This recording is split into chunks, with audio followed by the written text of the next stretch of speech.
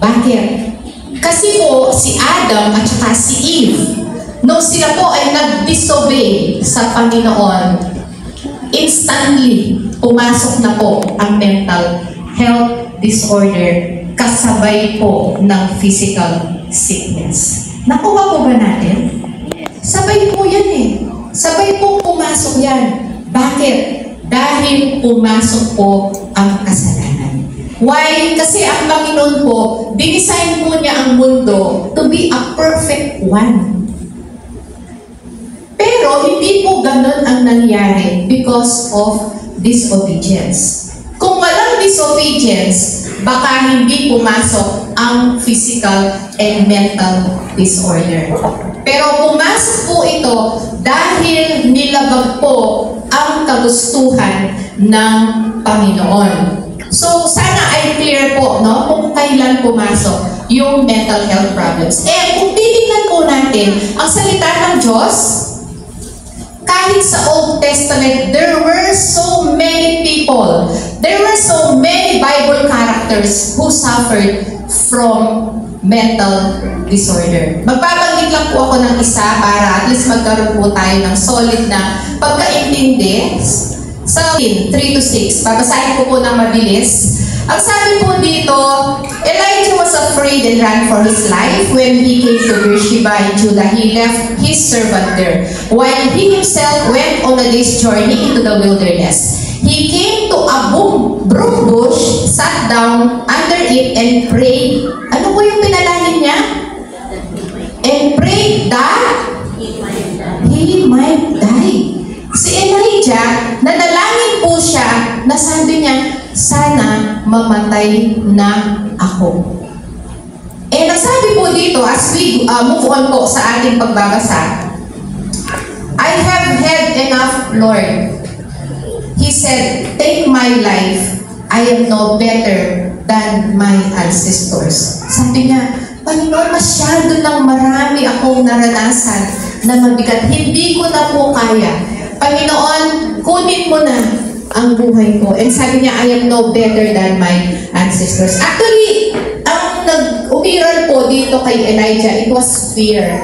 Fear po, kasi binigyan po siya ng victory ng Panginoon over the prophets of Baal. But after that, si Jezebel, tinreten po na papatayin siya. Kaya dahil sa takot, siya po ay sobrang na-stress. Pero alam po ba ninyo, dahil lumapit po siya sa Panginoon, nakita natin kung paano po talagang, kung itutuloy po natin ang kwento, siya po ay inayos po ng Panginoon. So, makikita po natin dito yung extreme na depression, extreme fear sa buhay po ni Elijah.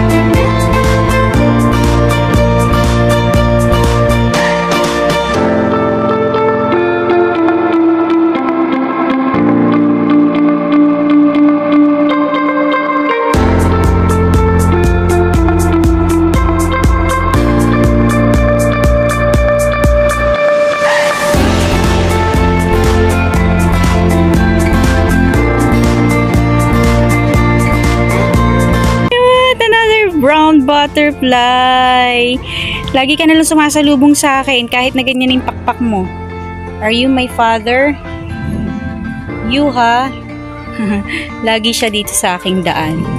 Ayan yung mga bulaklak ko. It's a bird paradise. Oink, oink. Toink. Okay, tignan na natin yung mga naghukay ng aking royal palm.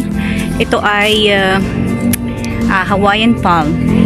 So, pag may pumili niyan, yan. Ay, yun na, kinukuha na nila. Yung ulo ng isa. Yung ulo ng isang maliit kong palm. Wala kang tali. Oh my God, walang tali.